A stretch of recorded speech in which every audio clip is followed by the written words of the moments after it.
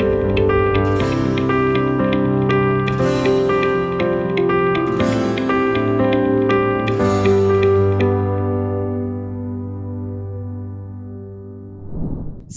setia Gower yang dikasihi Tuhan, Shalom. Hari ini adalah Kamis 6 November 2025. Kita hari ini akan bersama-sama merenungkan firman Tuhan yang diambil dari Injil Lukas 15 ayat 1 sampai dengan 10. Kita siapkan hati kita. Haleluya, haleluya, haleluya.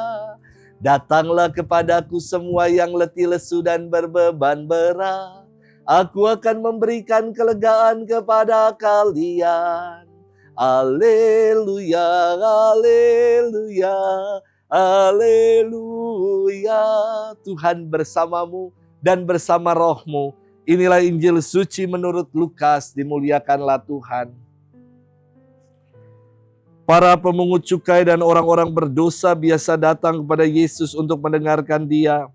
Maka bersungut-sungutlah orang-orang Farisi dan ahli-ahli Taurat, katanya, orang ini menerima orang-orang berdosa dan makan bersama dengan mereka. Maka Yesus menyampaikan perumpamaan berikut kepada mereka. Siapakah di antaramu yang mempunyai 100 ekor domba lalu kehilangan seekor, tidak meninggalkan yang 99 ekor di padang gurun dan pergi mencari yang sesat itu sampai ia menemukannya? Dan kalau telah menemukannya, ia lalu meletakkannya di atas bahu dengan gembira. Setibanya di rumah, ia memanggil sahabat-sahabat dan tetangga-tetangganya, serta berkata, bersukacitalah bersama aku, sebab dombaku yang hilang telah kutemukan. Aku berkata kepadamu, demikian juga akan ada sukacita di surga, karena satu orang berdosa yang bertobat, lebih daripada sukacita karena 99 orang benar, yang tidak memerlukan pertobatan. Atau wanita manakah yang mempunyai 10 dirham, lalu kehilangan satu di antaranya, tidak menyalakan pelita dan menyapu rumah serta mencarinya dengan cermat sampai ia menemukannya? Dan kalau telah menemukannya, ia memanggil sahabat-sahabat dan tetangga-tetangganya serta berkata, bersukacitalah bersama aku, sebab dirhamku yang hilang telah kutemukan. Aku berkata kepadamu, demikian juga akan ada sukacita pada malaikat Allah karena satu orang berdosa yang bertobat. Demikianlah sabda Tuhan. Terpujilah Kristus. Sahabat setia Gower yang dikasihi Tuhan, Shalom. Rasanya ya di zaman sekarang sikap orang itu seperti wasit sepak bola, berlari-larian hanya untuk menyalahkan. Atau sebaliknya mungkin di zaman sekarang, orang itu seperti wasit tinju yang mendiamkan orang-orang yang sedang berkelahi, namun memisahkan saat sedang berpelukan. Tinju itu kan kalau pelukan malah dipisahin ya. Tetapi ketika lagi tonjok-tonjokan, gelut, malah didiemin, diliatin doang. Gambaran situasi yang tidak beres itu dialami juga oleh Yesus, saya kira. Sahabat setia Gower yang dikasihi Tuhan, dalam firman hari ini Yesus dikritik oleh orang-orang Farisi dan ahli-ahli Taurat karena ia menerima orang berdosa dan makan bersama dengan para pemungut cukai. Namun Yesus tidak melawan kritikan mereka.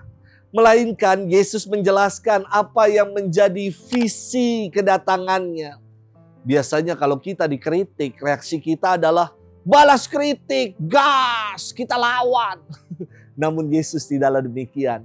Ia menegaskan visi kedatangannya adalah untuk menyelamatkan dan untuk mencari dan menemukan yang hilang.